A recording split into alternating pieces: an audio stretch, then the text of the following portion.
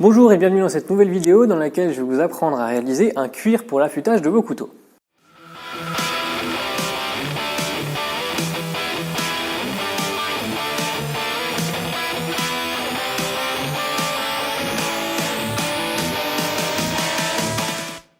Si c'est votre première fois sur cette chaîne, bienvenue, je m'appelle Gaëtan, vous êtes sur la chaîne Lempro Knives et aujourd'hui c'est un tuto de réalisation d'un cuir pour l'affûtage du couteau. Alors le cuir, qu'est-ce que c'est? C'est une pièce justement de cuir qu'on va utiliser pour enlever la petite bavure qui se forme lorsqu'on affûte un couteau. Parce que oui, quand vous affûtez un couteau, peu importe à quel grain vous êtes, normalement, il arrive un moment où vous allez faire une petite bavure d'un côté ou de l'autre du tranchant. Vous ne la sentez pas forcément, mais je vous garantis qu'elle est là, et tant qu'elle sera là, vous allez avoir du mal à obtenir un tranchant rasoir. Et donc, traditionnellement, on passe le couteau en fuyant le tranchant sur le cuir, sur lequel il y a de la pâte abrasive, pour polir notre tranchant et justement enlever ce petit fil de métal, cette petite bavure qui nous empêche d'obtenir notre tranchant rasoir. Et souvent les gens qui débutent et qui veulent affûter des couteaux ont du mal à obtenir un tranchant rasoir pour cette raison. Il peut y avoir d'autres raisons, mais moi c'est ce qui m'avait bloqué au début. Donc aujourd'hui je vais vous montrer comment réaliser ça à partir d'une pièce de bois qui sera, j'espère, pas trop moche parce qu'on va essayer de faire quelque chose de joli, et de cuir.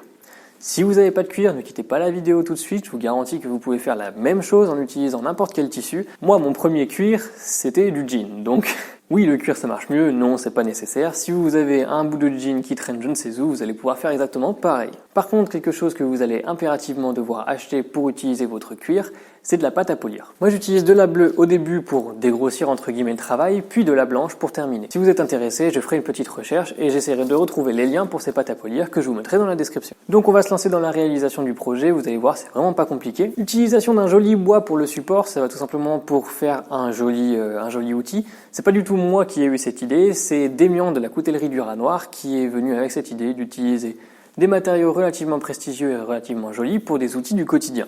Donc si vous trouvez ça original, tous les crédits sont à lui, bravo Démian.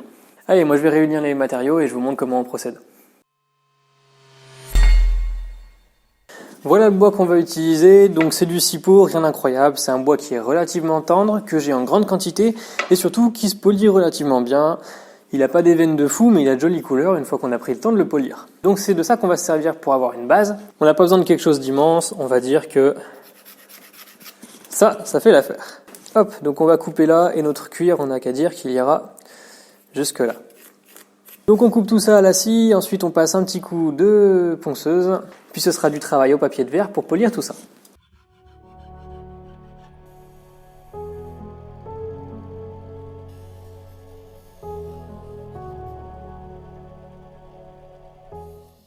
Voilà, donc notre planche a été découpée et passée à la ponceuse, les deux faces sont plates et les angles sont arrondis. Maintenant on va décider où est-ce qu'on va coller le cuir.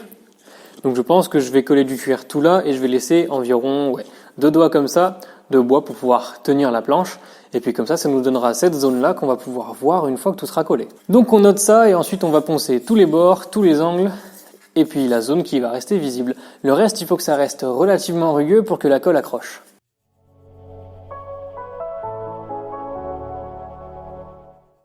Voici le cuir qu'on va utiliser, c'est du tannage végétal que j'ai acheté chez Cuir Tissu, je vous recommande vivement cette société. On va avoir besoin de 2 petits morceaux donc qui vont faire la taille, enfin du moins la largeur de notre plaque de bois et un petit peu moins que la longueur puisqu'on va garder cette zone là visible. Donc on découpe 2 morceaux.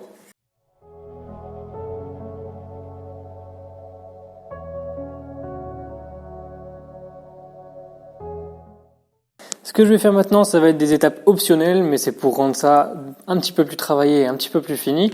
Je vais rapidement passer un petit coup de ponceuse sur les bords pour pouvoir arrondir les angles. Puis ensuite, je vais casser les bordures et mettre un coup de gomme arabique, puis je vais lustrer les bords.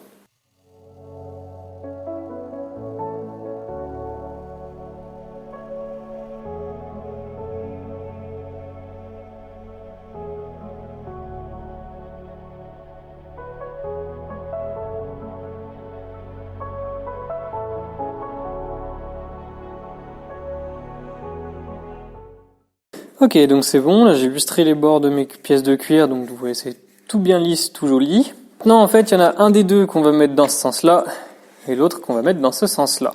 Comme ça on aura ce côté-là qui je pense est fait pour faire le gros du travail entre guillemets, et ici pour finir. Donc j'ai noté au crayon, je sais pas si vous le voyez, jusqu'où vont mes pièces de cuir. Ici c'est tout lisse, comme nos pièces de bois.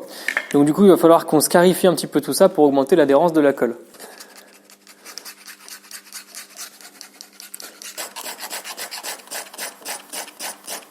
Pour la colle, vous avez un choix quasiment infini, vous pouvez utiliser n'importe quoi. Je pense même que si vous avez envie, vous pouvez utiliser du scotch double face parce que en fait, vous n'allez pas tirer sur le truc, vous allez toujours pousser comme ça. Donc finalement, il y a rien qui va vouloir décoller votre plaque. Donc si vous voulez vraiment la jouer super costaud, vous pouvez utiliser de l'époxy bicomposant, mais franchement, ça sert à rien. Moi, je vais utiliser de la néoprène parce que c'est ce que j'utilise traditionnellement pour coller du cuir. La colle à bois marche aussi très bien pour le cuir, mais la néoprène sèche beaucoup plus vite, donc je vais utiliser ça.